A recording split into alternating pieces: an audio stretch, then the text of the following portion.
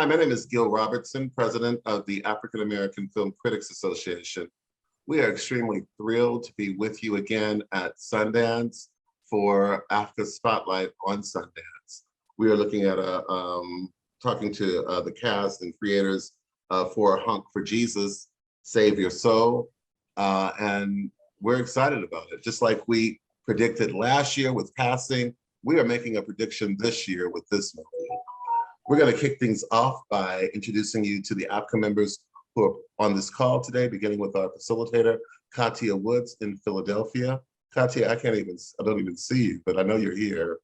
Carolyn Hines in Toronto, Al McGee in South Florida, Sharonda Williams in Atlanta, Brandon Collins in New York, Emmanuel Noisette in Chicago, KB in Houston, Janine Coveney in Virginia Beach, Virginia, Rhonda Rasha Penrice in Atlanta, the Curvy Critic, AKA Carla Renata in Los Angeles, and of course, Reggie Pounder in Chicago.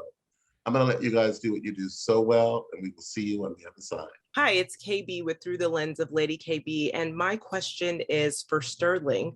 So there's a line when Lee Curtis says in anger and through tears during the big confrontation with Khalil, "You may be beyond what I can do for you." So do you think kind of through that exchange and in that moment, you know, Lee Curtis was really talking to himself, and was that him really admitting to him and even Trinity that this is who he will be? That's a good. No softballs to start us off. Yeah, there's earlier in that scene, he says something to Khalil when he says, "You look perfect." And there's a moment where Regina or Trinity would look at Lee Curtis like, "Did you just tell this Negro that he looks perfect?" And I didn't mean to, it just is his truth. And I think that was another expression of his truth. As much as he wanted to be a mentor and was a mentor, there was a part of himself that he could not cut off and just do the Lord's work, right? And so I think this is something that Trinity knows when she sees him in the basketball scene, talking to the other young man, the boom operator. She's like, "Did you promise him something? Did you give him something? We just got ourselves out of this thing. You need to stop that so we can get you back in that pulpit and me back up on that stage where I belong." And I know, because there's certain, like Sterling Brown and sweets, if they're in the house, I'm going to eat them. And I'm a fairly disciplined young man, you know what I'm saying? I don't go out and buy them, but if somebody brings a crap into my house, it's gonna get ate up. You understand where I'm going with the analogy? That's the case. Well, thank you so much. Truly an incredible film. Loved every moment. Thank you, KB. Thank you. Hello, this is Carla Renata, the Curvy Film Critic. This question is for Sterling and for Miss Regina. I know that growing up myself in St. Louis, there were many a church shenanigan that I witnessed on Sunday morning. And I'm just wondering if, you know, when y'all went to church, what is your favorite church shenanigan that you watched happening in the course of a service? Ooh. Regina, you want to go first? Well, you know, I went to a quiet church in DC where my mom went, which was non-denominational, but my grandmother went to a Baptist church. So in the summer and holidays, I had never seen anybody get the Holy Ghost and run up and down the aisles and the fans. I remember and the tongues. So like when you're a child, that is like, it is quite fascinating. As you grow older, you start to realize that it's quite deeper and much more emotional, and they are indeed feeling whatever connection they are feeling to the Holy Spirit, right? And that it's real. But as a young person, and then at my grandmama's funeral, I guess the pastor was given a word, and my one aunt got so emotional, she did like that, and she hit my other aunt and knocked the wind out of her. And then my other aunt, couldn't breathe during the middle of the, because you know when you can't. So they're just, you know, there's things that come up in those movements. So I'm always surprised at the physical activity. Oh my goodness. I I'll give a personal story of young Kelby Brown's shenanigans before he went by the name of Sterling. It was Palm Sunday, and they used to give out these palm leaves at church for everybody to hold and whatnot. And I used to, couldn't sit still. My nickname was Bullet. He's like, faster than the speeding bullet, just be here, there, here, everywhere. So my sister would take me to church often. And she said, well, Kelby's being quiet, I'm gonna leave him alone. I was laying down on the ground, like underneath the pew or what have you. He's like, well, he's quiet, I'm just, let it alone. She looked down, and somebody in front of me had taken off their shoes, and I had taken my palm leaf and was tickling their feet. See, I believe that. I believe that coming from Sterling. Kept kicking. Yeah, you understand? Kept kicking her feet until my sister had to snatch the palm leaf away from me and be like smack. My sister's 12 years older than me, so she can quit that. And that was part of my shenanigans. But I to this day. Okay, y'all had jokes, but that was a great answer. Thank you so much. Thank you very much. Hi guys, this is Reggie Pond out of Chicago. My questions for Sterling and Regina is, for me, this is like a conversation, but in the Baptist tradition, I'll say, wow, is this a conversation? Is this comedy, or is this commentary? And you can only pick one. Wow. Wait, my three is it comedy, conversation, or commentary? I'm gonna say it's a conversation. Yeah, I'm gonna go with the same thing. Because there's so much, we give you laughs, and we give you laughs plus, ESPN plus, the laughs plus is what Honk for Jesus is. But I think more than anything, a conversation, because it's calling into question, first of all, the things that we love about the church, both spiritually and culturally, and then the things that we think could possibly be improved about the church. So conversation is good. Hey there, this is Emmanuel, or E-Man, from E-Man's Movie Reviews out here in Chicago. One of the most powerful questions asked in this film to me was, why don't you just leave? My question to both of you would be, has there been a situation in your life or professional career that you found difficult to leave, and how did you respond? Sometimes it's because I signed a contract. That's the first.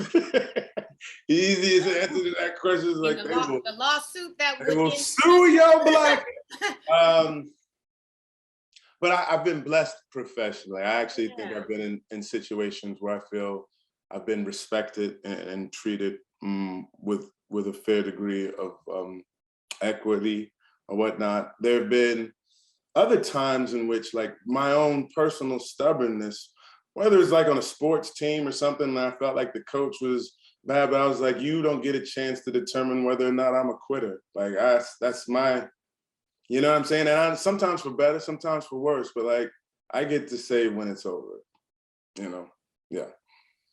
I mean, I certainly think for work, I've been blessed. And I don't leave out of professionalism and commitment to whatever, but I've never felt like I've wanted to leave, even during challenging. There have been relationships where I'm like, I could have just left. I could have left his ass in the first 3 months. I just wasted time. But, those things, I feel like you are, it's, if you don't leave, it's not time. But yeah, there's some time. I won't go into it, but yes. Well, thank you all so much, and bless both y'all hearts. Thank you, E-Man. Also your own. Bless your own. Hi, everyone. I'm Carolyn. First, here's what happened in Carolyn Talks podcast. So this question is for everyone on the panel, for Adamma, Adana, Sterling, and Regina.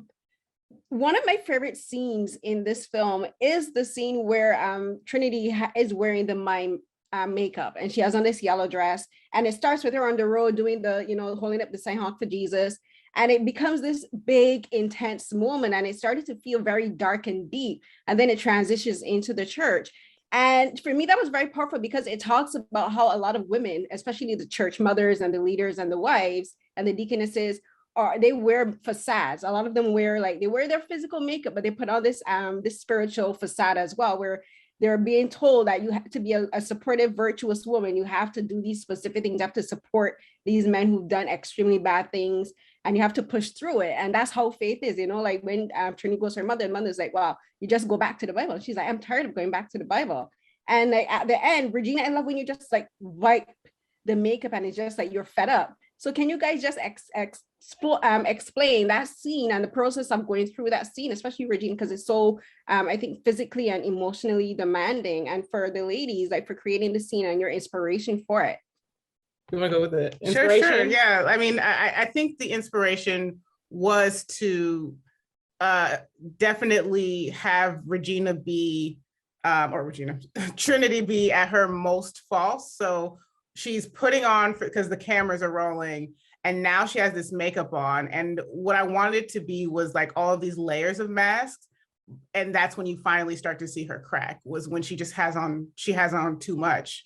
And, you know, I think that it was very inspired by just a lot of women that I know in general, in the church or otherwise, who bear all of this weight until it breaks them, especially in their relationships. And I should note that it's the praise momming is real. Yeah. For those who don't know. It's a very real thing. And I think thematically it worked in a layered capacity, where not only is the facade cracking, but it's cracking finally because she's in this position of what Trinity views as kind of like the court jester in the hierarchy of church. Like she's the queen. She sees herself as the queen. And you know, there used to be a line in there, I think where we had, I don't think it made the film, but where we had Trinity say, you know, you don't ask the highest level of the court to play, you know, the jester. And Trinity feels that. She feels like she's at her breaking point, because this is the lowest for her that she could go. And so I think the mime makeup also is representative of that. Yeah, she's at the bottom. Yeah, I think there's a sense of you know, when you feel like you are doing everything you can, that this man has asked you to do that which you are most uncomfortable, and then everything that has happened, and he's just had this, you know, Lee Curtis has just had this powerful scene with the boy. And so to know something is true and to experience that it's true, to hear a scene where you and your husband, you know, you all can't have a love scene, but he looks at a young man and tenderly and honestly says, "You're perfect." You watch that and the cameras see that. I think it's that humiliation, you know, and then, you know, the only thing I think in that, thankfully, is that mask. But then it just, you know, I think, you know, there's a level of pain and frustration that, you know, finally comes up for everyone. And I think, you know, we had the scene with her mother. So it's not simple as, why don't you just leave? That seems like, you know, that is the question of a young girl, you know, because it's far more complicated, at least in Trinity's world, than to just leave that. Well, she already said she's not going anywhere, so she can't leave. You know, her covenant to God won't allow her. I don't know if I have anything to add. It would just be mansplaining a woman's mind, so I'm gonna leave it alone. Okay. Well, you don't have anything to say with regards to how Lee Curtis was watching that scene and not listening to what his wife was saying. Oh, well, yeah, I do have something. Yeah, I can say something to that. Thank you, Karen. I appreciate giving me the space to speak. As a man here, no, there's so much frustration, I think, that she wants to say directly to me. And she also kind of like keeps herself, I can't be that mad at him right now, because if I allowed myself to be as mad as I actually was, I would kill him. And she's able to say that, but still like the frustration has to be shared with like the intrusion and everybody else inserting themselves into her marriage and what she should be doing with her life. And she's like, I get to choose what I do within my own marriage. even if it means the day that I have to take this man out. But y'all telling me what I should or should not do, need to step back and let me go through this myself. And so him hearing that, like, I think he's, you can always sort of be cognizant of the pain that you cause another human being, but until they articulate it, you can sort of live in a place of plausible deniability. And then when they actually hit you with like, no, bro, this is hurting deeply. And then so there's a recognition and acknowledgement and a sadness for the fact that you caused this person that you love pain. He loves his wife, and the idea that he causes her hurt hurts him, and still he doesn't know exactly how not to do it other than to focus on his church, right? Like, I think him trying to put everything and all of his energy into getting his church back keeps him from having the playground, which is, you know, devil's playground, the idle mind, et cetera, et cetera. So that's kind of how it resonated with me. And like she was saying it, Regina was saying it as Trinity, and Sterling was hearing it as Lee Curtis. And my heart broke because I was like, I hate that I hurt somebody that I love. Great, thank you so much. Right on, Karen. Kathy Woods Couple Social. My question is for Sterling and Regina. And Regina, if you could go first. It's about marriage's friendship and respect. And she is very supportive and respectful in spite of him not. So how was it for you as a woman? You know, you were very sure of yourself, maneuvering that space. And same thing for you, Sterling. You're in a strong marriage to play someone who is defined of that. And Regina, if you could go first, please.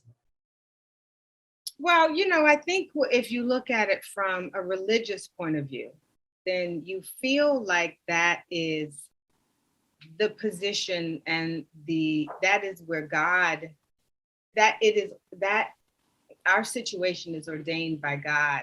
You know, I do believe that Trinity knows how valuable she is to the church and to Lee Curtis, although he is undoubtedly the more charismatic one and the one who is called to spread the word. But I do think that she, you know, and I think of her name as being Trinity, I think she sees herself tied into that covenant is between her, Lee Curtis, and God. And so then the idea of submission, and, you know, that would include, you know, her submission to God. It also includes her submission to her husband. It's not what I would be able to do, but I certainly understand when your church and your congregation and your faith and being First Lady means the world to you, because that is a part of her identity. And so she, you know, it's almost not an option.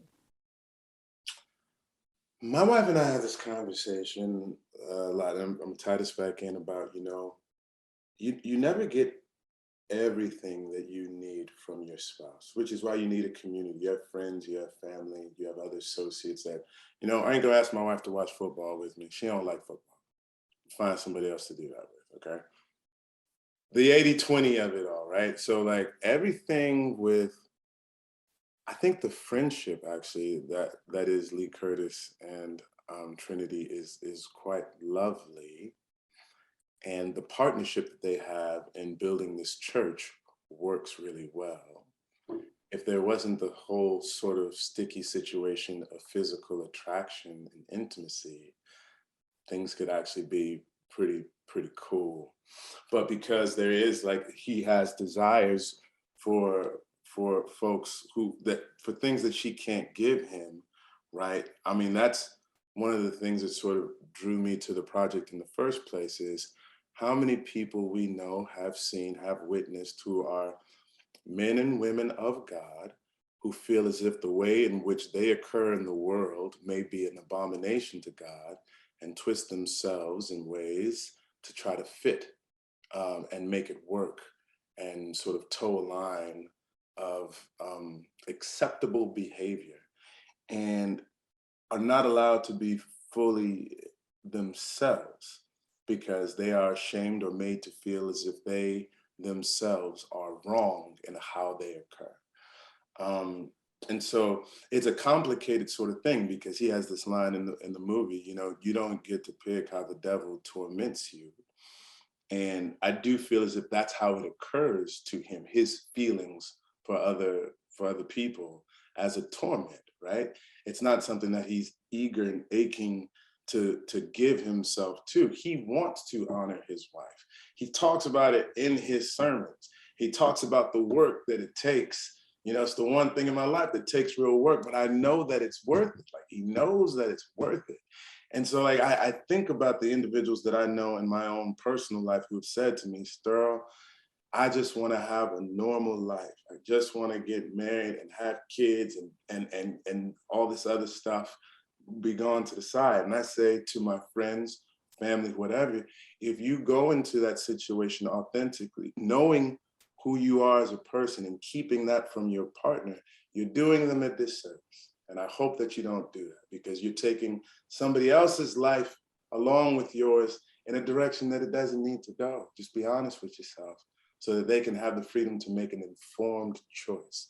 So, you know, you were talking about friendship and respect. I do believe that's there. There's just something else that's there too that muddies the waters. So that's my answer. Hey, this is Al McGee with yeticket.com. And it's a great pleasure to be here with you too, and also with Miss Ebo. But here's my question. Is Lee Curtis and his wife, are they in love with the church, or are they in love with the prizes and the things that they get from the church? Yes. Because I found that a little bit confusing. Yes. Yeah, I think all of that. Go ahead. Yeah, I was gonna say I think both. I think both. You know, I mean, but I believe that they believe that that those things are a reflection of God's blessings, and because they are committed to God, then God is committed to them, and look what they get from this commitment. You saw all that product. God's gotta love you if you have those many cars and that much product. But it's a very interesting thing that Adamma addresses in the script, you know, this idea of prosperity. Yeah, I mean, I think, I'm sorry, Regina. No, go ahead. I was gonna say, I think people are complex and multifaceted, and two things can be true at once. Yeah. And so I think that they 100% are in love with the church and the gospel and with God. And I think, like Regina said, they believe the prosperity gospel, and thus they are in love with all of the trappings that are a result of them being a successful church. Mm-hmm. Mm-hmm. Yeah, I mean, I would say the same thing. Like, Lee Curtis's identity as the shepherd of Wander the Greater Paths is incredibly important to him. I think we see in the course of the film that he actually has the ability to uplift and change people's lives. What's my man's name who we see from the penitentiary when they meet outside? Montarius. Like, I think that's a real interaction, right? And like, hopefully the audience is also simultaneous, like, Lee Curtis, don't linger in this hug too long, brother. Just back up and let the boy go on about his business. But he loves being of benefit. And when Khalil, one of the hardest things that he says to him is like, nobody needs you, bruh. Like, we were perfectly fine without you. And he was just like, you don't know. I still have good that I can do. I saved myself, right? So that's real. That's not like him sort of blowing smoke up in his mind. It's real. And it's also real. I do like my Prada, and I like my cars and the helicopters. And it's like, if I ask the congregation for a jet, then maybe, you know, y'all need to go ahead and pony up so I can go spread this good news, Jack. So yeah, all of it's true. And I think that's the thing that we have to be willing to recognize, what you guys just said, Adamma, Adenine, holding two truths simultaneously that seem to be at odds with one another is what we as human beings do all the time. Thank you guys for this and that great answer. And it's a great movie. I really enjoyed it. Thank you. Thank you very much, sir. Hi, this is Janine Coveney from the Words on Flicks podcast, and I'm so happy to be here and happy to talk to you.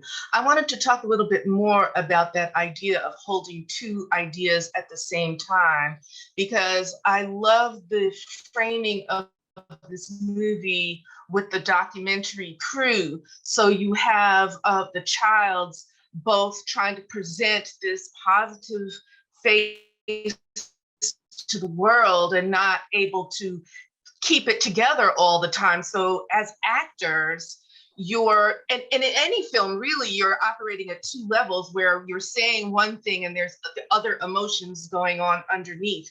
But here it is to the extreme where you're trying to keep a one face to the public, and then you have another interaction with each other. How difficult was that? Because that goes on pretty much through the whole movie. How difficult was that to sustain? Regina? Oh, I'm sorry. I thought it was for the directors. I really think the way we had rehearsal, the way we read the script, and just having Adamma, if there's ever a moment to be, we always had that clarification. This is, are we for the camera? Is this the documentary crew? Are we dropped? You know what I mean? We all, Adamma always kept that and kept us aware, so we'd know where we were, where Lee Curtis and Trinity were at that time that we were filming.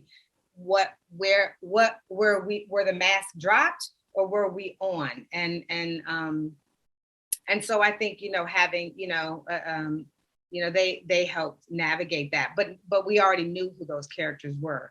Our public self, our private self. It was just knowing like the nuances of. And then there's really three, because there's who we are when we're really vulnerable and honest with each other. Yeah. There's the Trinity that Lee Curtis doesn't consider when she's talking to her mother. I don't know that he necessarily understands the sacrifices that she's always making. I think he's very aware of the sacrifice he's making, and that and the sacrifices that need to be made for the church, but not necessarily the toll that it takes on Trinity. So she even has that, and then that other moment that is, well, of course the mother shoots that down too, but her mother does give her an honest answer, and that for her, which is you go back to the Bible and you do that until he dies.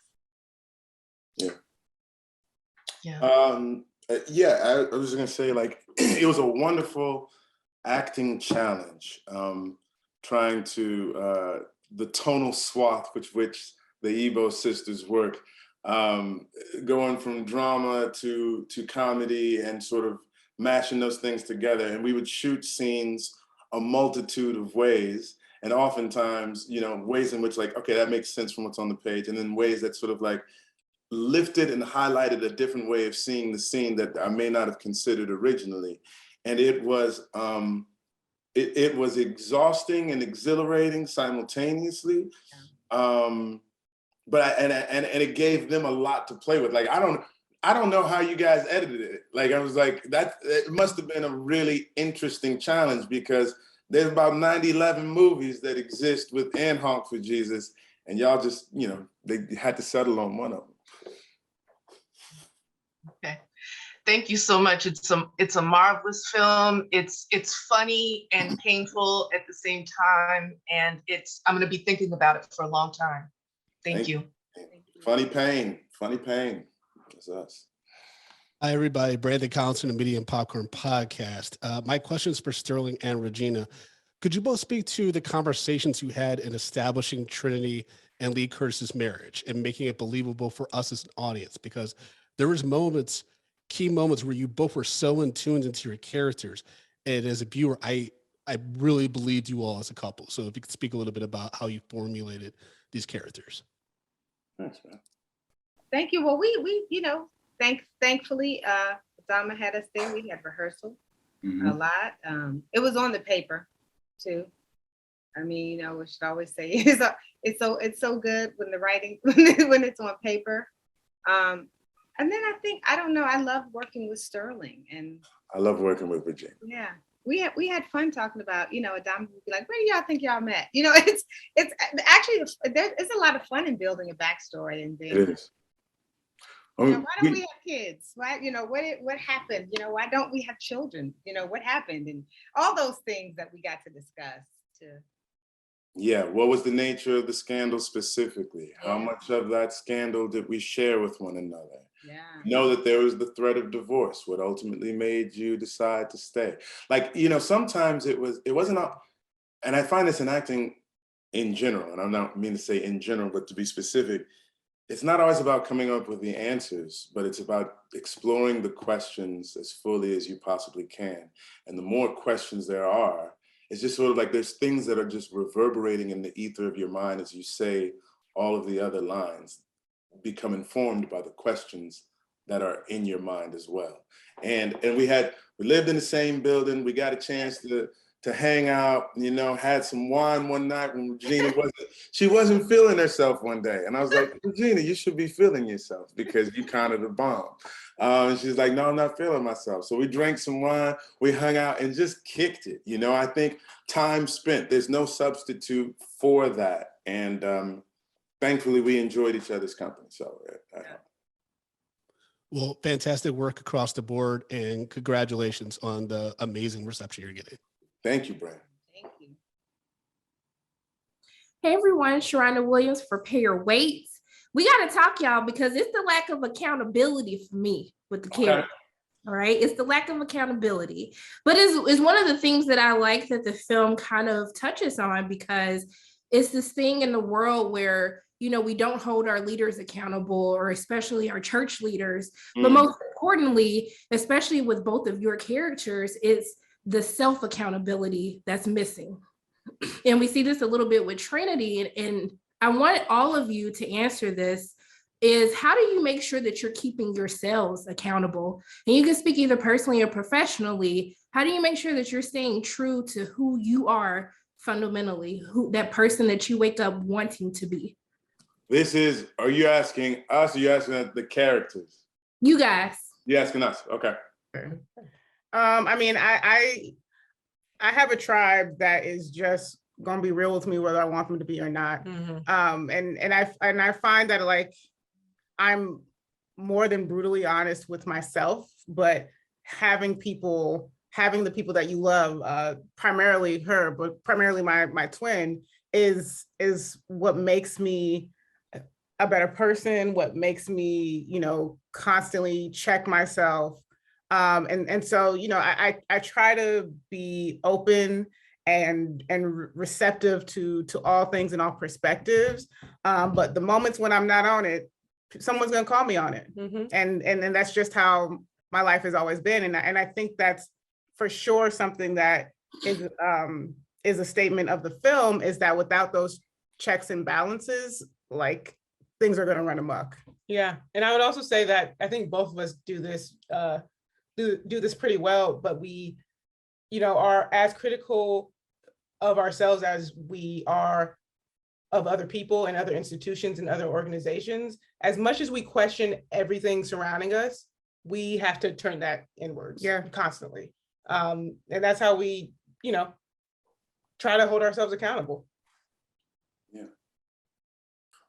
I think I fail daily, like short of the mark that I would like to have for myself. If you go to any of my social media things, I think the first thing that I classify myself as a child of God, and to try to be a reflection of the divine in everything that I do, as a husband, a father, an artist, a friend.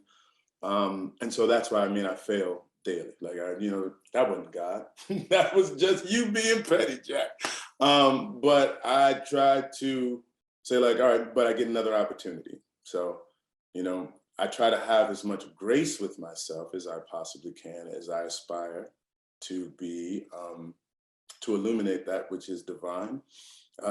Inspiration all around. I got two beautiful boys who I love to pieces.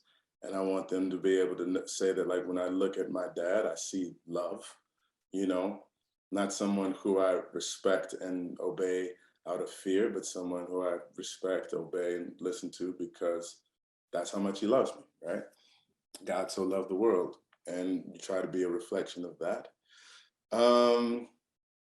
Yeah, you know, that's it. I try to look myself in the mirror every day and be like, you know, what was divine about you and what wasn't divine about you, and how can you do better? You know, and even if you backslide, all right, you backslid for a minute. Now let's see if we can do better again. Let's dust ourselves off and try again. You can dust yourself and try again. You know, that's it.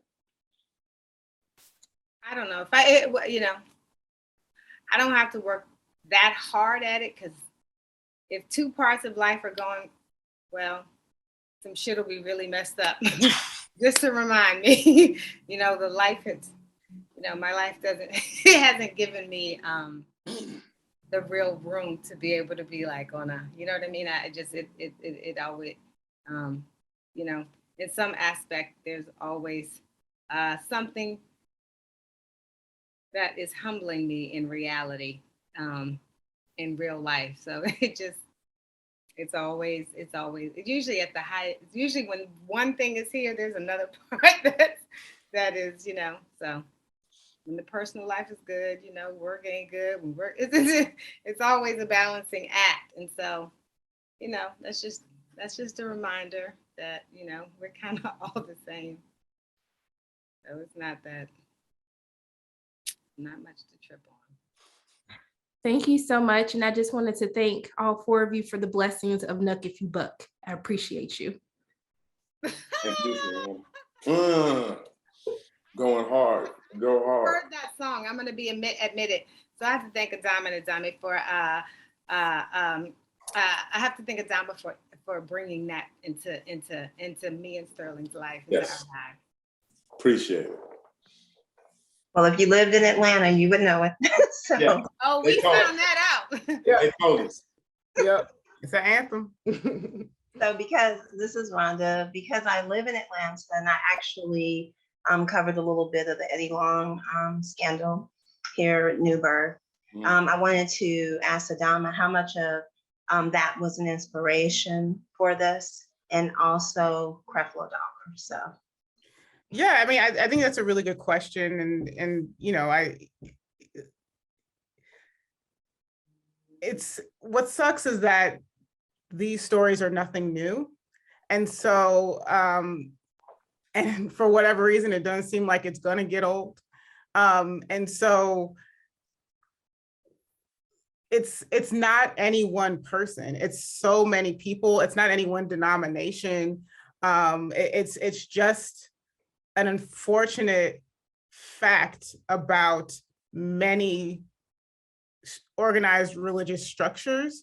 And so it's not drawn from any one person. It's drawn from, I think, the worldly recognition that this is an area that has fallen to the cracks or through the cracks more often than not, and something we must address.